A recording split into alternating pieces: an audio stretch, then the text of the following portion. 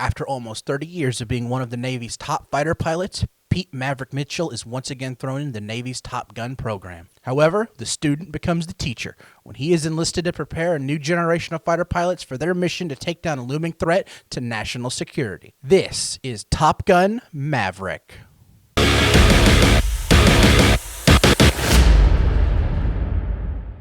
Top Gun Maverick is the 36-year-in-the-making sequel to the 1986 film Top Gun. This film was originally supposed to release in 2020, but we all know how that went. But I have to say, the wait was more than worth it. Top Gun Maverick is an intense and exciting film from beginning to end, and it will have you hooked the entire time. The quality jump between the original film to this film is astounding to me, and I loved every second of this movie. One of the best sequels I have ever seen in my life. Tom Cruise returns to play Pete Maverick Mitchell, and I have to say, this was a phenomenal performance. He plays his character a lot less one note than I felt the original was. And as always, Tom Cruise is just a very charismatic actor, and he's just entertaining to watch.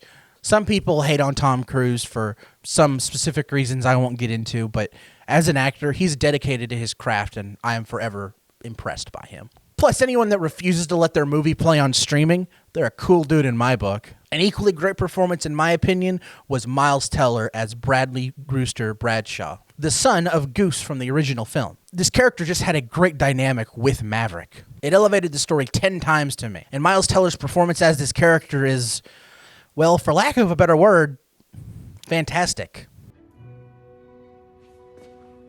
Say that again? Fantastic. Say that again? Fantastic?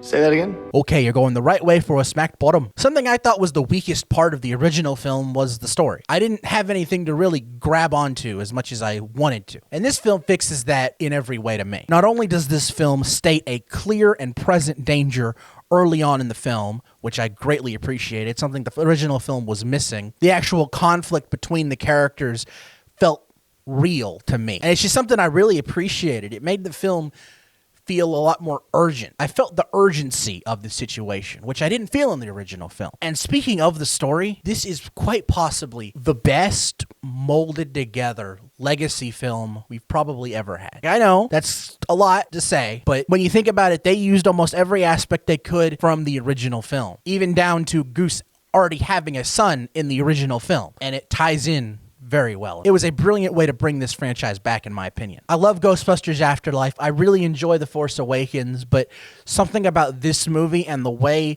it takes the pre-existing media and build upon it instead of just creating its own new thing makes the legacy feel more known, in my opinion. What really makes this movie are the action set pieces. This is a franchise that laid dormant for a long time, but it came back and it used every bit of technology that it could have to make a brilliant movie. Every time the characters are in the cockpit, in their fighter jets, doing their fighter jet things, you will be hooked. I guarantee it. The camera work with those scenes is phenomenal. On top of using actual fighter pilots to shoot these scenes. Quite possibly the most impressive action set pieces I've seen in a movie since, I want to say, Mad Max Fury Road. This is a film that was made for the big screen and should be viewed on the big screen. A small detail that I really liked about this film that's actually a carryover from the original film was that the enemy pilots are faceless. They could literally be anyone. You could imagine them as anything. And I really appreciated that for some reason. Though there are a lot of things pointing towards them potentially being Russian. To be honest, every time this film got delayed, I was a bit disappointed.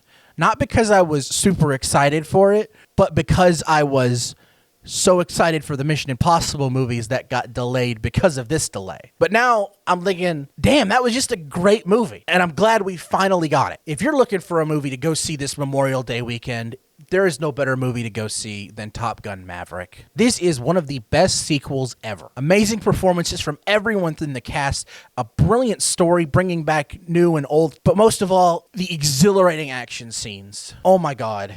I guarantee it, you will walk out of the theater loving this movie. It is a movie you should go see in a theater. I actually went to a premiere-like setting to see this movie. It wasn't actually like a Hollywood red carpet premiere or anything. I'm not that cool. I haven't gotten my call back from the time I went to Los Angeles, but It was really cool. There were hardly any trailers. They played one trailer for Mission Impossible Dead Reckoning Part 1. I also got this really cool poster. I got this cool pin, which I don't have on me. And apparently I'm also supposed to be getting an NFT.